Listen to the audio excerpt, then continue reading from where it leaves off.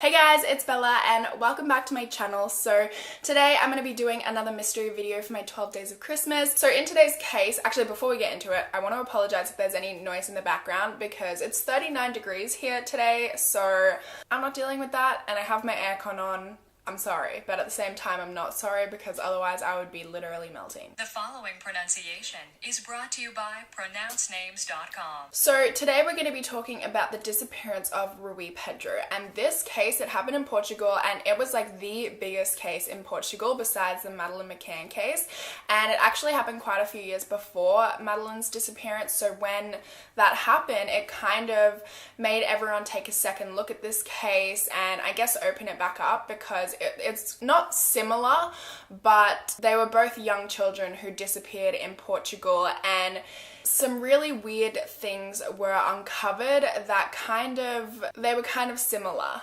And I don't want to give too much away, so I'm just going to go ahead and get into this case. This case was kind of difficult for me to look into because all of the sources are in Portuguese. There's very few that were in English. I think there was literally one or two that was in English. So every time I looked at a source, I would have to go and look at it in Portuguese and click the translate button at the top of the web page. And I mean, we all know Google Translate is kind of shady. So if you are Portuguese and know anything about this case and I've mixed something up, gotten something wrong, missed something, please feel free to comment that down below because I would love to know, and I'm sure everybody else watching this video would love to know. So on the 4th of March in 1998, 11-year-old Rui Pedro disappeared from Lusada, Portugal. He grabbed his bike at around 2 p.m. and then he went to his mother's house, which was literally just across the road from his house. And when he got there, he went there to ask his mum if he could hang out with his friend. And his friend was a 21-year-old man. He was a trucker and his name was Afonso Diaz. And now they had been friends for a while, actually over a year, and his family was really, really nice to Afonso. They were really welcoming, invited him over, which I don't know about you guys, but that seems so incredibly strange to me that a 21-year-old is friends with an 11-year-old. I don't know if I'm missing some sort of piece of the puzzle here that they were really welcoming to him, because I know if 11-year-old me was friends with some 20-year-old dude, my parents would not be on with that. It would not be fine. And this Afonso guy was described as really childish, a little bit immature, and didn't act his age. So I don't know, it was just a bit sketchy for me. As soon as I started researching the case, before anything happened, I was like, okay, this guy seems weird. Anyway, Rui's mum said no to playing with Afonso that day, and she told him to just go and play at the lot or the field behind her work because there was this big abandoned ex-race horse track there. A few hours later at 5 or 6 p.m. his tutor called his parents and said that he had never showed up for his 5 p.m. session, and immediately his parents knew something was wrong and got worried because he has never missed one of these tutoring sessions. So immediately they called the police, they reported him missing, and they quickly did a search for him, the police, and they found his bike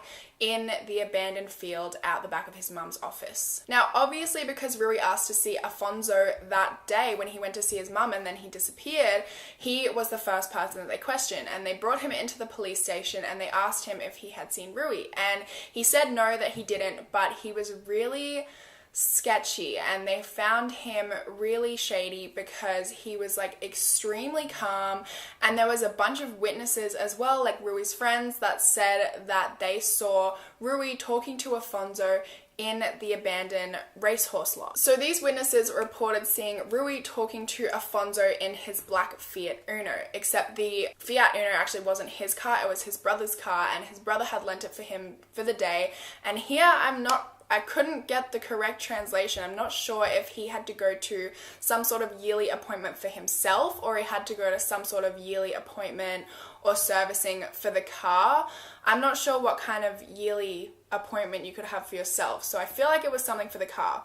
Either way, there was a yearly appointment that he had to go to and he never showed up. Instead, he just spent the entire day kind of driving around aimlessly. Also, apparently the spot that he was seen talking to Rui in was the exact same spot that Rui's bike was found immediately after they started searching for him. So he was definitely looking very sus at this point. Now, after questioning him at the station, he was still there when Rui's grandfather confronted him, and it was so heartbreaking to read this, but he was distraught. He was so emotional, and he was just pleading for Alfonso to tell him where Rui was, and he was saying he would literally give him anything or do anything for him to tell him where Rui was. And it was so emotional that Alfonso started crying, and he was very like choked up, and he said he didn't know where Rui was, but if they did want to find him, they would have to close off all of the borders so that no one could get out and no one could get in, because he was probably going to another country. Rui's cousin Andre also confronted Alfonso at this time,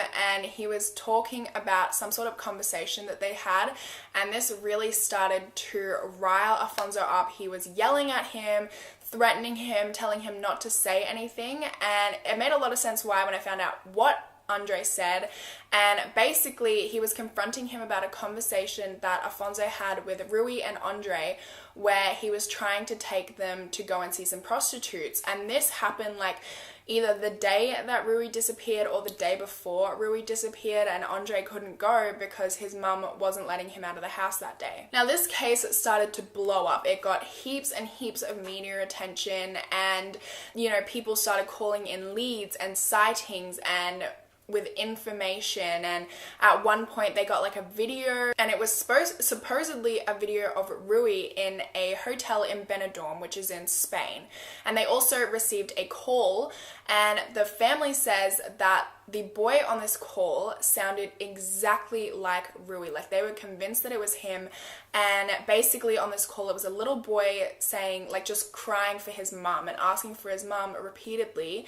And then apparently they heard the phone being taken away from this boy and hung up. And his parents at this point were getting so incredibly frustrated because the police weren't doing anything. They weren't taking any of these leads seriously. They weren't following up on any of them. They didn't try and trace the call that they thought was Rui. They just weren't being proactive at all. They weren't being proactive in the search. They weren't treating it as if it was a kidnapping. They were treating it as if he had just wandered off and run away or something, and they were just trying to get him to come home. Like they weren't treating it seriously. Like, it's honestly crazy to me that they didn't go and search Alfonso's brother's car or his house, or, you know, Alfonso had a girlfriend, maybe go and question the girlfriend, see the girlfriend's house. Like, it's just, so insane to me that they just weren't doing anything. Like, it's so obvious that something was wrong. So anyway, about a month later, a journalist named Nuno Rogelio went to Disneyland Paris with his family, and he was obviously taking lots of photos because that's what you do when you're, you know, visiting somewhere, going to Paris.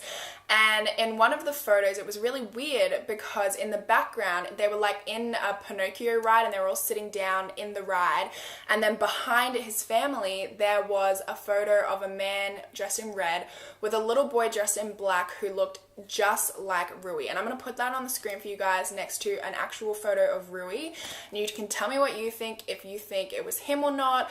Personally, I feel like it kind of looks like him, but at the same time I'm like, how stupid would somebody have to be to take this kid to Disneyland when there's like all this media coverage about the fact that he is missing?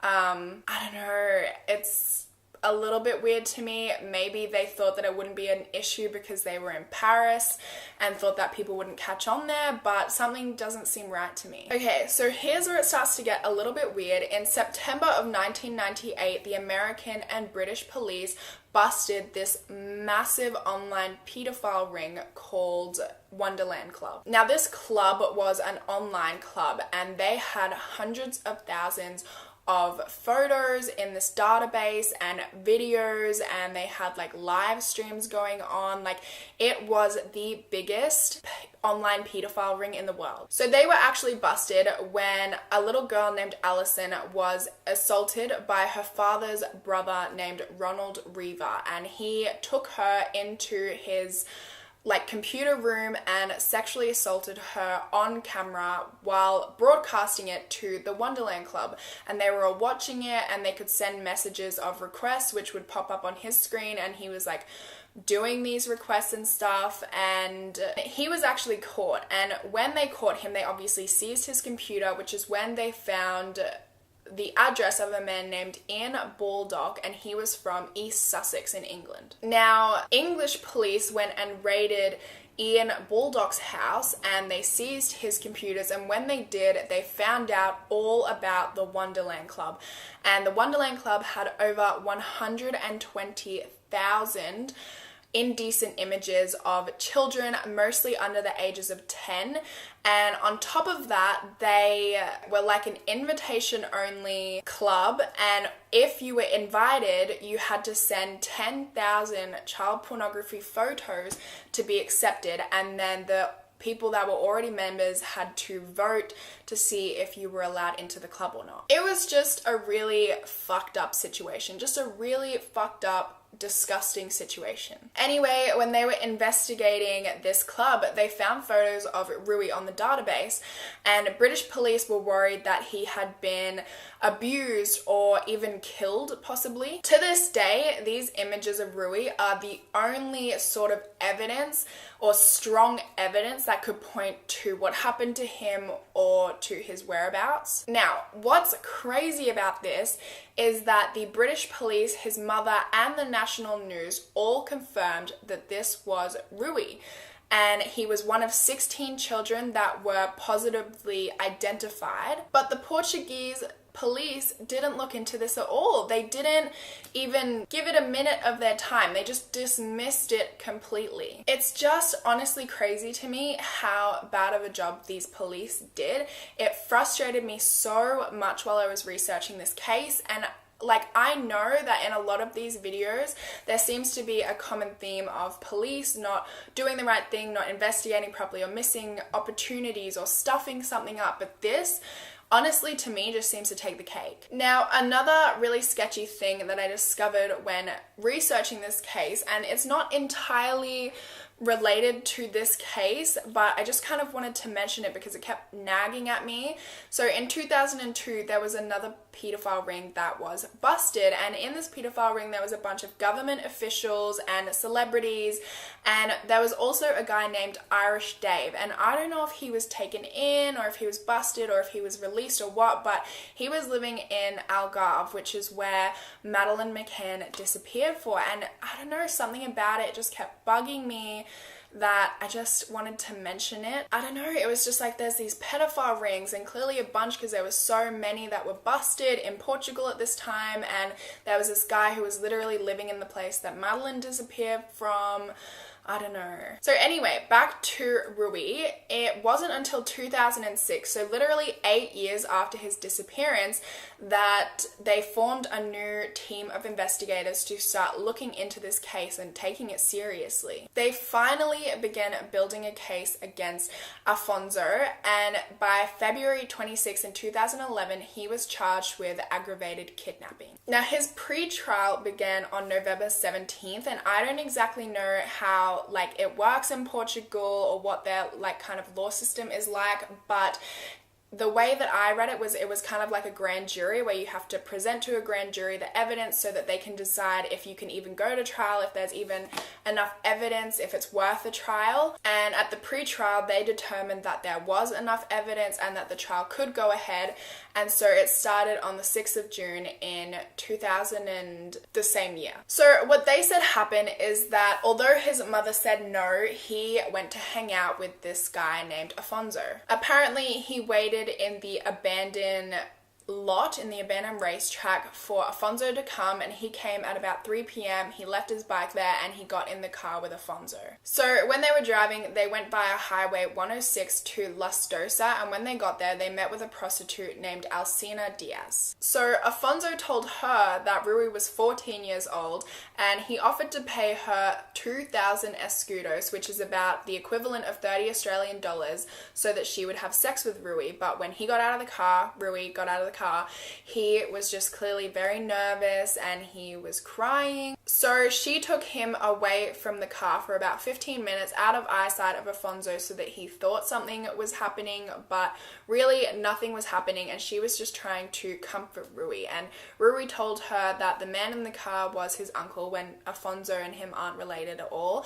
And he said that he forced him to be there, and she was trying to comfort him and ask where his mother was, and he said that his mother didn't know that he was there at all. Then after about 15 minutes, she took him back to the car, and as soon as he got back to the car, he started crying again, was clearly very uncomfortable and nervous. So when they left, she thinks that they went about 500 meters down the road to a brothel, and she had previously tried to tell this to authorities, but she didn't know the name of the man in the car, so they didn't take her seriously until this new group of investigators was formed to look into the disappearance. And at trial, they showed her photos, and she was able to positively identify both Rui and Afonso. Now, there was another witness named Maria Di Fatima, and she worked at a local fire station, and she said that on the day of Rui's disappearance, she saw him talking to a man at around 2 p.m. in a little black car, but she couldn't identify the driver. Now, this bit, I had a little bit of trouble with the translation, but apparently she saw him at the police station when he was there for questioning all those years earlier, and he admitted that it was him that she had seen. And then she said that Rui had apparently met with Afonso before he went to go and visit his mum to ask his mum if he could go and see Afonso. So they had already had like the day planned out or whatever. And then he met with Afonso again after he spoke to his mum. Then she said that after she saw Afonso at the police station and he admitted to her that it was him he saw talking to Rui, he came to the fire station where she worked, and he started asking her really weird questions like, do you know who I am? And do you know what my car looks like? And he was just acting really sketchy. Then apparently after all of this, at around 6:45 p.m, he went to his girlfriend's house, which was in Frumundi. A bunch of Rui's friends also testified that Afonso was obsessed with Rui. They said that he was really possessive and always wanted to know where he was and what he was doing and who he was with, and he wanted to know these things in advance. Like, he wanted Rui's daily plans. A few of his friends also said that they saw Rui getting into his car because they were meant to be playing football. So instead of playing football, Rui cancelled on them and instead went and hung out with Afonso. These kids, Rui's friends, had actually told police this at the time of the disappearance back in 1998, but again, just like with Alcina, they didn't believe them and didn't take them seriously until there were these new investigators in 2006. Rui's sister also testified, and she spoke about a time that was about a year before Rui's disappearance where Afonso was taking photos of her and Rui, and she thought it was really weird because he'd never done anything like that before, and I couldn't really find much more on that testimony, but I don't know, that was a bit shady to me. Maybe he was like scoping them out, maybe he was part of a pedophile ring and was sending photos to, I don't know, get approval that this was the child they wanted to take. Rui's doctor also took the stand, and this was really sad because he said that Rui suffered from epilepsy and that without his medication it was likely that he would have an epileptic fit and that this would do severe damage to his brain. Now, Afonso's alibi is really weird because he says that Rui didn't get into his car, but 3 of his friends did. He says he drove them to a nearby city called Paco di Ferreria, and after he got there he kind of just sat in his car for a little bit before he got out and went for a little walk around and did some window shopping because he thought that city was beautiful and really loved it, and then he went back to his girlfriend's house. Now, he was actually acquitted in February of 2012 due to a lack of evidence. They said that Alcina's testimony was lacking in evidence, lacking consistency, so he was acquitted. However, in March of 2013, the Court of Appeals, contrary to his trial decision, sentenced him to 3 years and 6 months in jail for abduction, and he served only 2 years and was released in March 29th of 2015. And I don't know, like, I definitely don't think his sentence was enough at all. But I also understand that there's no physical evidence to convict him beyond a reasonable doubt. But at the same time, it's so frustrating because it's like the police didn't do their jobs. They didn't look into it properly. There was so many leads that they didn't follow up on, and so many, my mic's still on good, so many, you know, they didn't try and trace a phone call, they didn't check his car, they didn't question the girlfriend, they didn't get onto it in time until like 8 years later when, you know, it's too late at that point. And I just feel like not enough was done. I feel like, personally, I think that he is guilty. There's just way too much evidence against him. I understand that it's not physical, but it's just a really frustrating case because, you know, there could have been evidence if the police's jobs were just done sooner. From this, Rui's parents actually founded the Association for Missing Children in Portugal, and they have helped so many people's and children's lives. So I guess at least something good came out of this, and there can be something nice at the end of the case to tell you guys. But that is everything for today. Please let me know your thoughts. Let me know any cases you'd like me to cover in the future, and hopefully I will see you in my next video. Bye guys.